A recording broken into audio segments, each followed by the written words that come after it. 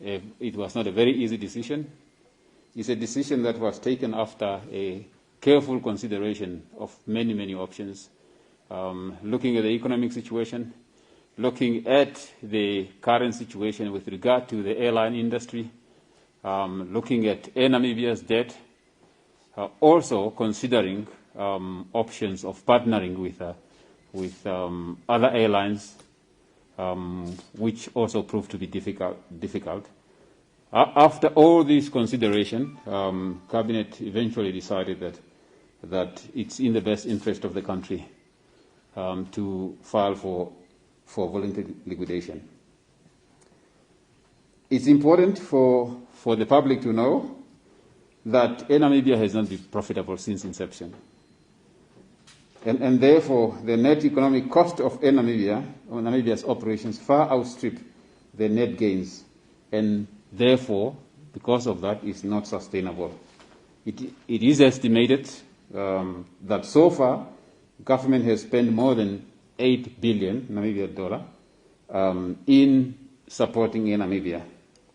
And given the country's economic, the stage of the economy currently, we believe the country can no longer afford to perpetually provide financial support to Air Namibia at the expense of other important priorities. As you know, that government has got important priorities in supporting the agricultural sector to create employment, in supporting education, in supporting housing.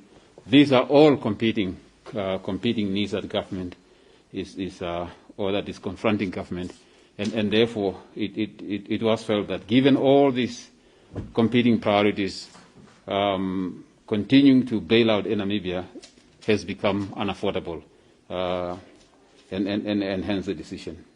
The cost of liquidation would not solely come from government coffers, Shimi says, as he explains the process.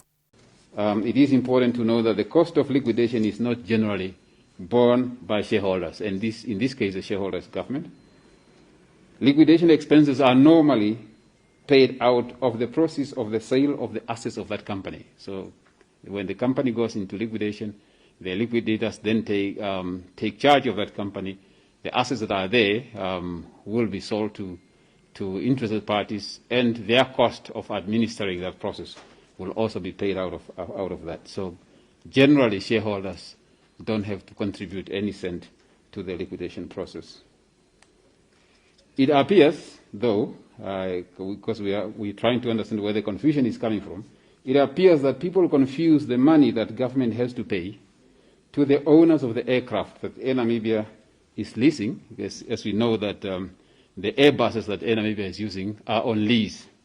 And these leases are guaranteed by government, and it looks like people confuse the lease that government has to pay with the cost of liquidation.